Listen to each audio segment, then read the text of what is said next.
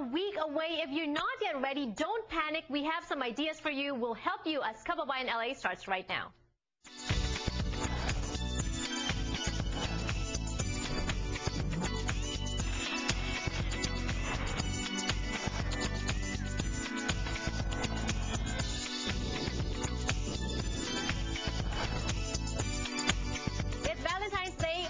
Monday. Are you ready for the most romantic holiday of the year? If not, it's okay. Do not panic. You still have a few days. And today on Kababayan LA, we are going to help you get ready. How to get the perfect skin for your Valentine's Day date. And also, speaking of dates, you know, if you're going to a movie, going to dinner, what to wear, I'm sure that's very confusing for some women as well. We're going to give you tips today on the show, not just for women, but also for the men. How to look great on that hot date for Valentine's Day. Pero bagong lahat, dahil po Lunes, nako, napakarami pong nangyayari ngayon sa Pilipinas. Makibalita tayo sa balita.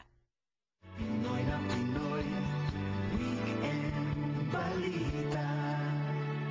Ronnie Ligo, Editor-in-Chief of Midweek and Weekend Balita, joining us in their newsroom sa Glendale. Magandang hapon sa iyo, Ronnie. Magandang hapon sa iyo, Janelle. No? Tuloy-tuloy na nga ang pagsabog ng mga kalaswaan at kalokohan dito sa ating military sa Pilipinas. Ano? Maraming mga balita ngayon at lumalabas na nga pati mga properties nila dito sa Bayang Amerika. Right, let's talk about that.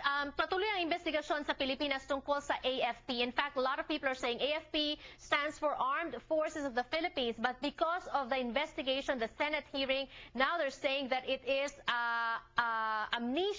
Amnesia Forces of Pabaon. Dahil bukod sa Pabaon na siyang nagsimula nitong investigasyon na to, nagkaroon ng parang tinatawag na mga amnesia daw, yung mga witnesses na ngayon ay hindi na maalala kung ano mga nangyari. Totoo yan, Janelle. At yung dating military controller, no, si Ligot, sinasabi nila, Lieutenant General ito, no, sinasabi nila, yung misis daw nila, may mga properties dito sa Amerika, dalawa nga in-identify, isa nasa Anaheim, isa nasa Buena Park, at 8 daw yata itong mga properties na nakakalat sa Amerika. Ang sweldo lang itong general na ito 35,000 pesos a month at lagi raw bumibiyahe rito sa Amerika or sa ibang bayan yung kanyang misis. Yes, and in fact, I saw a little bit of the streaming, yung stream ng Senate hearing. And what's weird about this is tinanong si General Ligot kung alam ba niya na nawawala yung asawa niya certain periods of time, palagi daw bumibiyahe sa Amerika, at sinabi niyang hindi. Hindi niya raw alam, hindi niya raw alam na nawawala yung misis niya, bumibiyahe daw, at hindi rin niya alam daw itong mga properties na ito. Ay nako, hindi natin alam kung ano nga ba ang katotohanan, no? At sinasabi niya ngayon, he is invoking his right to self-incrimination. So malalaman natin kung ano ang development na yan sa Senate na yan. And a lot of people have been doing that, invoking their right to self-incrimination, and that is the problem here, Ronnie. We know that the House has been conducting an investigation, the Senate is conducting an investigation, but what's gonna happen?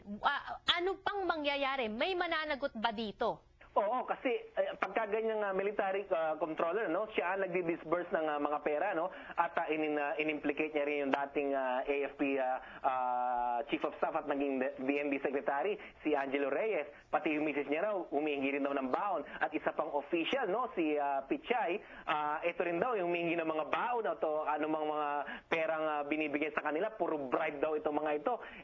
Yun, of course, alam nung military officer na yun, yung Colonel Rabusa, kung saan niya dinadala itong mga perang ito. At sinabi pa niya na nag-meet daw nila sa California dito, yung mga misis niya, at kung saan sila humingi ng pera, no? At of course, madidetermine natin yan kung kanino talaga yung mga properties, especially sa Amerika, at madaling ma-identify kasi dito lahat legal. And now they're saying, Ronnie, na kaya daw pala hindi matapos-tapos ang mga labanan sa Mindanao ay itong mga AFP.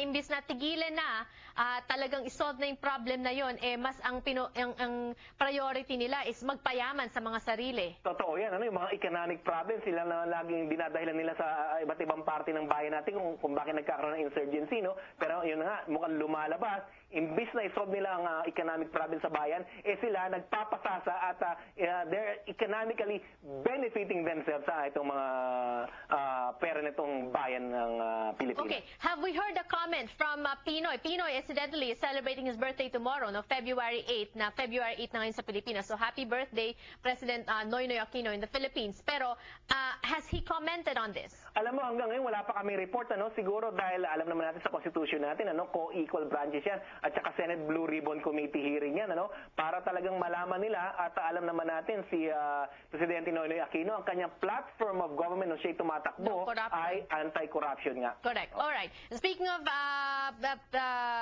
no corruption, ito naman, hindi naman corruption na naging kaso ni Philippine Senator Panfilo Lacson na ngayon ay nagtatago pa rin, pero nagkakaroon ng problema.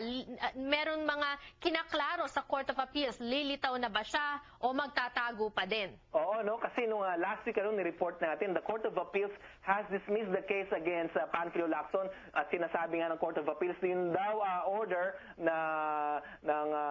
against Panfilo Lacson sa murder charges against yung ating kaibigan na si Bobby Dacer at saka yung driver na si Corbito, dinismiss ng Court of Appeals yan. Ang sinasabi ngayon ng kampo ni Senator Lacson, kung dismiss na yung kaso niyan, hindi na siya dapat arestuhin. Yung sinasabi nilang warrant of arrest, dapat wala na yan. Pero ang sinasabi naman ng gobyerno through Department of Justice Secretary Leila Lima, sinasabi niya na talagang pwede pa rin siyang arestuhin. At ito ngayon, ang sinasabi nila, i-appeal yata nila sa Supreme Court yung decision ng Court of Appeals para talagang ma-aresto pa rin si Senator Panfilo Lacson. Okay, Ronnie, in short, parang magulo ngayon sa Pilipinas yung mga nangyayari. I'm sure, Filipinos were known to be very resilient people, and even on Twitter, on social networking sites, they're making fun of this. Yun nga, yung AFP, Armed Amnesia Forces of Pabaon na daw. We laugh at this, but these things should be taken seriously, Ronnie. In your experience as a journalist, for many years in the Philippines, also now here in the States, how do you see these issues coming to an end? Alam mo na nagko-cover ako ng Air Force, so part din yun ng Department of Defense, may mga issues din nung pag-acquire ng mga military planes kasi supposedly we used to get military aid, military hardware straight from the United States. There was an instance that we got military planes, trainer planes from a different country, from Italy. So yun din itinatanong nila yun, yung mga dating generals. Nagkaroon na nga ng kaso yung dating AFP Chief of Staff natin, si Abadia, nagkaroon din siya ng kaso, yung retirement fund daw na military, mukhang nawalbis din yata. Nung dumating naman yung administration ni Arroyo, mukhang tuloy-tuloy itong mga pangyayari ngayon sa military. So you're saying na long-standing na to, napakatagal nang may smoke. Kung sabi nila, if there's smoke, there's fire, marami ng usok tungkol sa AFP, and we're going to be following closely how this investigation will come to a conclusion. Also, yung kaso ni Senator Panfilo Lacson, abangan din natin yan. For now, Ronnie, thank you so much for sharing those stories with us. Maraming salamat po sa inyo. If you want more information, log on to their website, www.balita.com. Let's talk about Valentine's Day and what you can do for a beautiful skin when we return on Kababayan LA. Don't go away.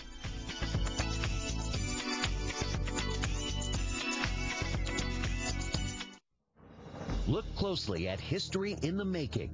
This $50 Buffalo gold piece is the purest gold coin ever struck by the